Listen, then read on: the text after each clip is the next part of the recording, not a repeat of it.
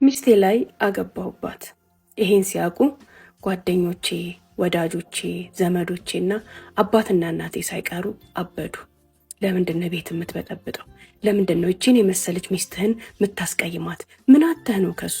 ከቤትህ ምን አተህ ነው እያሉ ሁሉም ሰው አበደብኝ። መቆጣት የሚችለው ታላላቆቼና አባቶቼ ተቆጡኝ፣ ገሰጹኝ፣ አስጠነቀቁ። የቅርብ የምላቸው ጓደኞቼ ደግሞ ሰደቡኝ። ዱላ ቀረሽ ስድብ ነው የሰደው።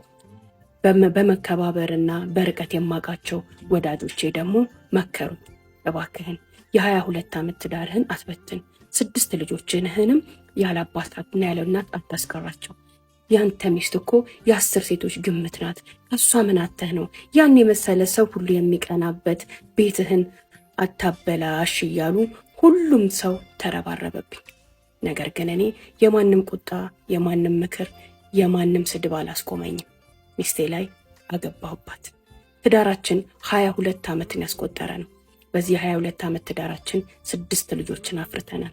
ብዙ መልካምና መጥፎ ጊዜያቶችን አሳልፈናል። አንድ እውነት ሚስቴን እጅግ በጣም ነው የምወዳት። ነገር ግን አንዳንድ እውነቶች፣ አንዳንድ ነገሮች ለወሬ የማይመቹም መሰለኝ። የቅርብ ያልኳቸውና ይረዱኛል፣ ስሜቴንም ይጋራሉ፣ ያበረታቱኛል ያልኳቸው የቅርብ ጓደኞቼ ላገባ አስቤያለሁኝ ሌላ ሴት ላመጣ ነው ስላቸው ሞቶ የተነሳ ሰው ያዩኝ የሚመስል ደርቀው ሲቀሩ እንዴ ምን እያልኩኝ ነው ብዬ ለራሴ ግራ ቢገባኝም እውነቴን ግን ላስረዳቸው አልተቻለኝም። አንዳንድ ነገሮች ለወሬ የማይመቹም የሚባለው እዚህ ጋር ነው። ግራም ነፈሰ ቀኝ ሀውለት ሚስቴ ላይ አገባሁባት። የመከሩኝም የወቀሱኝም የሰደቡኝም እኔ ቤት ውስጥ የሚፈነዳውን ቦምብ ድምፅ እየተጠባበቁ ከው ብለው የቤቴን መፍረስ ይጠባበቁ ጀመር። ጆሮ ለባለቤቱ ባዳ ነው እንዲሉ የማግባቴ ወሬ የአደባባይ ምስጢር ቢሆንም ሚስቴ ጆሮ ላይ አልደረሰም። ከተማውን ያናጋ ድብልቅ እልም ያለ ሰርግ ደግሼ እኔ በ45 ዓመቴ የ25 ዓመት ወጣት ልጅ አገባሁኝ። እንዳልኩሽ ጓደኛና ወዳጆቼ ሁሉ ከኔ ቤት የሚጨሰውን ጭስ ወይ ለማባባስ ወይ ለማጥፋት አፋቸውን ከፍተው የቤቴን ደጅ ደጅ ያዩ ጀመር ይለናል።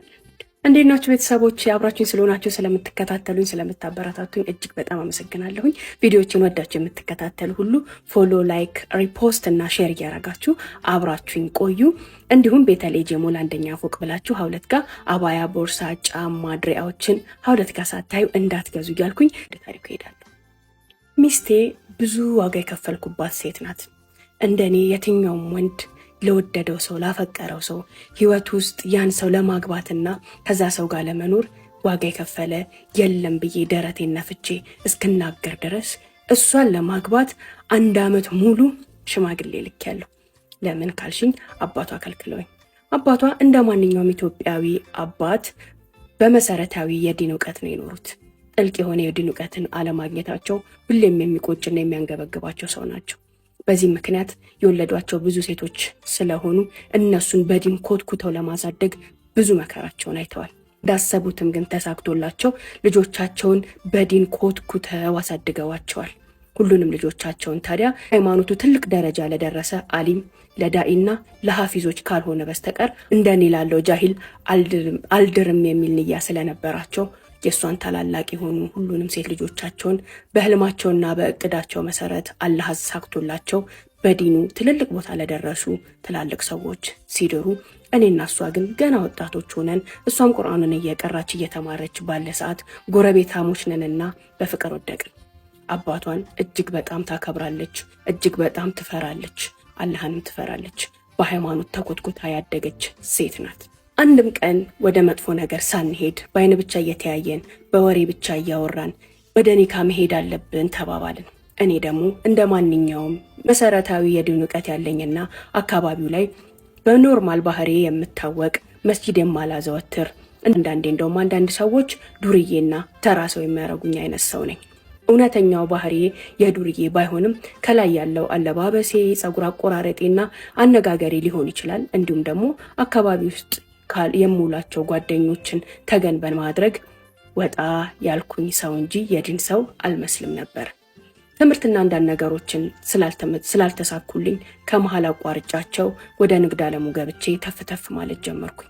ገና ትንሽ የሆኑ ሳንቲሞችን እንዲያስጉኝ ይችን የማፈቅራትንና የምወዳትን ሴት የህይወቴ አጋር ለማድረግ ቤተሰቧ ጋር ሽማግሌ ስልክ እኛ አባቷ ሞቼ ይገኛለሁ ለጃሂል ዱርዬማ ልጄን አልድርም ብለው አሻፈረኝ አሉ። እሳቸውን ለማሳመን 1 ዓመት ሙሉ ሳልታክት ለቤተሰቧ ሽማግሌ ላኩኝ። እሷም አባቴ ካልፈቀደ ከአባቴ ፍቃድ በፍጹም አልወጣም፣ የፈለገውን በወድህ የፈለገውን ባፈቅርህ እሱ እስኪፈቅድን የምታገሳለሁ፣ አንተም እሱ እንዲፈቅድልህ ማድረግ ያለብህን ሁሉ አድርግ ብላኝ መለመኔን ቀጠልኩኝ። ዓመት ከለመንኩኝ በኋላ በአንዱ ቀን መታ እንደዚህ አለች።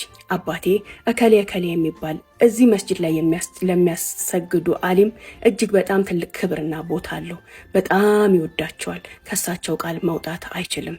ስለዚህ እሳቸውን ማግኘት የምትችል ከሆነ እሳቸውን አናግርና ሽምግልና ከምትልካቸው ሰው መሃል አንዱን እሳቸውን አድርግ ብላ ጠቆም አደረገችኝ። ይህን ጥቆማ ተመርኩዤ የሚያሰግዱበት መስጂድ ሄጄ 1-2 ሳምንት አጠገባቸው እየሰገድኩኝ ተግባባኋቸው። ያለውንም ነገር በደንብ አስረዳኋቸው።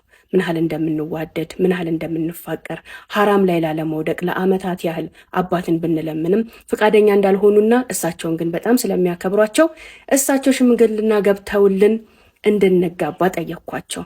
እሳቸውም መጥፎ ነገር ያዩብህ ነገር አለ ወይ አሉኝ። በፍጹም። ሱሰኛ ነህ? አይደለሁም። ሙስሊም ነህ ወይ? አዎ።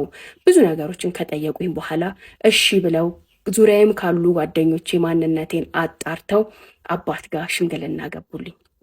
አባት